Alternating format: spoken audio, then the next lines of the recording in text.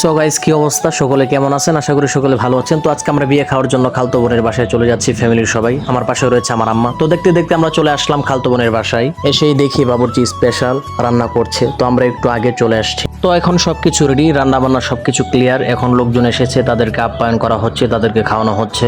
সবাই খাবার খাচ্ছে, কিন্তু আমার নসিবে খাবার নাই। এদিকে আমার খালু বলতেছে যে আমাকে একটু লেখালেখি করার জন্য। তো যারা খাচ্ছে তারা আমাকে এখানে টাকা দিবে।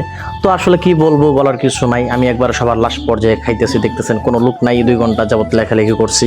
এই দিক থেকে শুনি জামাই চলে আসছে বরপক্ষ। তো তাদেরকে আটকানোর জন্য আমি তাড়াতাড়ি খেয়ে চলে যাই। আসার পরে আমরা 20,000 টাকা দাবি করি, কিন্তু এক পর্যায়ে ঝামেলা হওয়ার কারণে আমাদেরকে 5,000 টাকা দেয়।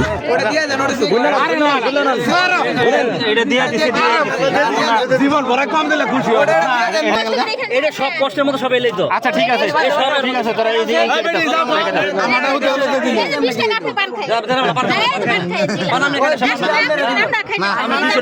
তো যাই হোক, সবকিছু আপনারা দেখলেন। আমরা 20,000 টাকা দাবি করেছিলাম, এক পর্যায়ে ঝামেলা হওয়ার কারণে আমাদেরকে 5,000 টাকা দেয়। যাই হোক, আমরা গেট খুলে দিয়েছি। এদিক থেকে ছোট ভাইয়েরা খুব আনন্দ করতেছে, স্প্রে মেরে একবার সবাইকে শেষ করে দিয়েছে। আমিও বাদ পড়িনি, আমাকে শেষ করে ফেলছে।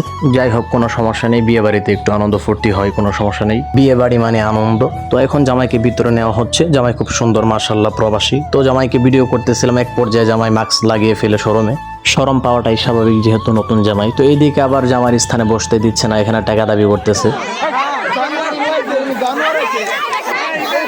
তো যাই হোক, বিয়ে বাড়িতে একটু ঝামেলা হয়ে থাকে, বিভিন্ন জায়গায় টাকা দাবি করা হয়। বিয়ে বাড়ি মানে আনন্দ। তো এখন আমি চলে আসলাম আমি আমার বোনের কাছে। তো খালতো বোন, তাকে সাজানো হচ্ছে আজকে, যেহেতু সে চলে যাবে। তো এখানে কসমেটিক শাড়ি আনা হয়েছে। তো তাকে বললাম আমার দিকে একটু তাকা, একটু হাসি দিয়ে, মুচকে হাসি দিল, মাশাআল্লাহ।